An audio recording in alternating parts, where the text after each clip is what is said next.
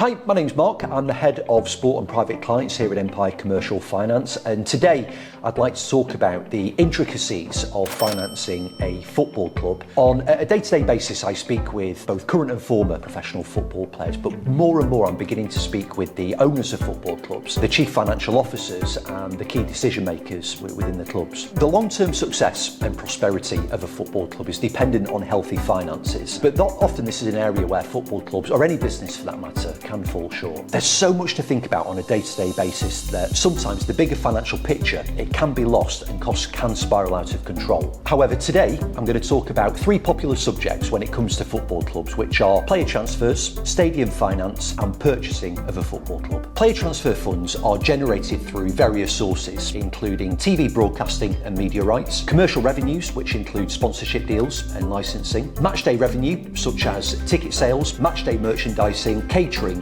and corporate hospitality. Football clubs must manage their working capital with significant timing differences of cash inflows and outflows, including the club's performance during the year, how well they're doing in the league, advancement in cup competitions, and also media revenues. Another key area for revenue is player receivables. This is extremely popular, with most professional football clubs leveraging extra cash using this method. Basically, player receivables works as follows. They allow the club to utilise funds made available by the bank or alternative financiers well before the receivable actually fall due. Think of it as an advanced payment. For example, I support Manchester United Football Club. Manchester United purchase a new player from Crystal Palace. The agreed purchase price is £15 million.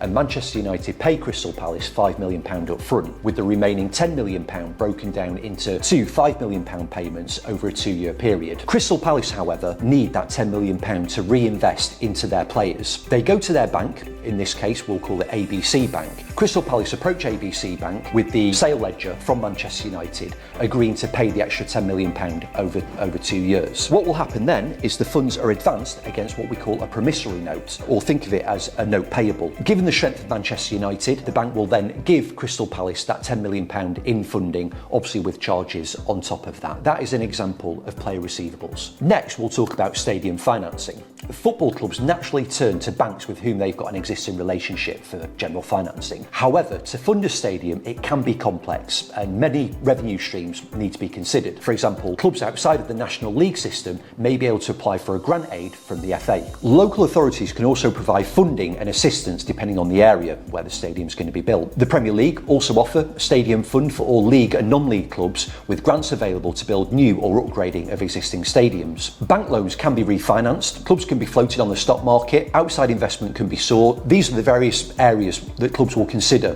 when they're looking to expand their stadium. Major lenders include Goldman Sachs, Bank of America, HSBC, and private investors, including debt fund managers. This can all be done against future revenue streams and future commercial deals such as stadium naming rights, which is very popular in the US. Lastly, we'll look at the purchasing of a football club, which is a very complex and long-winded process. We look at my club, Manchester United. The process has been going on now for pretty much 12 months. We look at Newcastle United before they were bought out by Saudi Arabian consortium. Again, it was a very long process. However, some key areas that we need to look at before we purchase a Premier League or a Championship football club would be to engage with an investment bank who can structure the deal for you. They can look at the intricacies, all the financial aspects that need to be considered before a bid is put in there. We also look at the geographical locations for possible investors. So the US, very popular. We look at what's happening at Wrexham Football Club with their US investors, a great success story. Tom Brady at Birmingham City, again, another success story. We also look at the UAE. Again, we look at the UAE investors, Manchester City, Abu Dhabi. We look at Newcastle United. They're owned by the Saudi Arabian consortium, and there's a lot of investors within the region that are interested in buying Premier League, Championship football clubs, and also Asia. So a lot of Asian investors are looking to invest in the Premier League football clubs, Championship football clubs, again because of the global presence that we have over here. One major consideration that needs to be looked at here is the owner and director test, the fit and proper test, which can take some time to complete. So depending on who you are, what region you're from, from, what your business background is, this can take a considerable time to pass, but this is a considerable hurdle that needs to be passed before any bid can be placed on the table. That, in a nutshell, is how to purchase a Premier League football club. Very, very complex. It's not easy to do. You have to have the right people around you to guide you through that process. It's not a one lender fits all type of scenario. For anybody buying a football club, there's lots of different revenue that we need to take into consideration, lots of different funding. Empire Commercial Finance have the right connections, the right people who can help you to make this dream a reality. I hope you found today's content informative. I've been Mark. Thank you for joining me today. Enjoy the rest of your day. Thank you.